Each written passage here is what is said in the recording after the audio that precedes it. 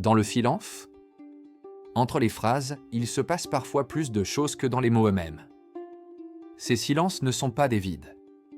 Ils sont des temps de recul, des instants où chacun peut laisser résonner ce qu'il vient d'entendre et commencer, sans s'en rendre compte, à forger sa propre ligne d'action. La voix ne cherche pas à convaincre. Elle ne s'impose pas. Elle ne s'attache ni à un visage, ni à un nom, ni à une autorité. Elle se contente d'inviter. Inviter à regarder sa vie avec conscience, avec responsabilité, et surtout avec honnêteté envers soi-même.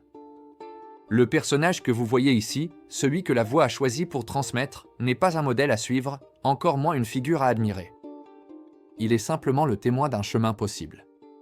Un chemin fait de retenue, d'écoute, de discernement.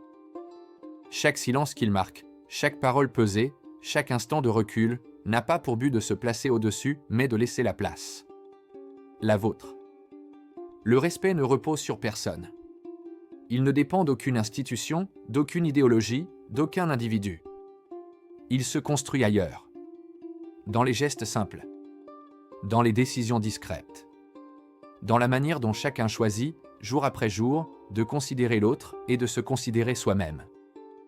Ce n'est pas un enseignement à répéter. Ce n'est pas une vérité à réciter. C'est un souffle.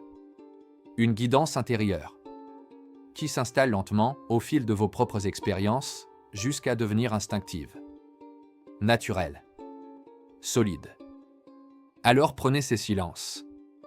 Habitez-les. Laissez-les travailler en vous. Car sans le savoir, peut-être êtes-vous déjà en train de bâtir votre propre respect. Non pas en obéissant à un ordre extérieur, mais en choisissant, consciemment, de marcher avec clarté et dignité dans ce monde.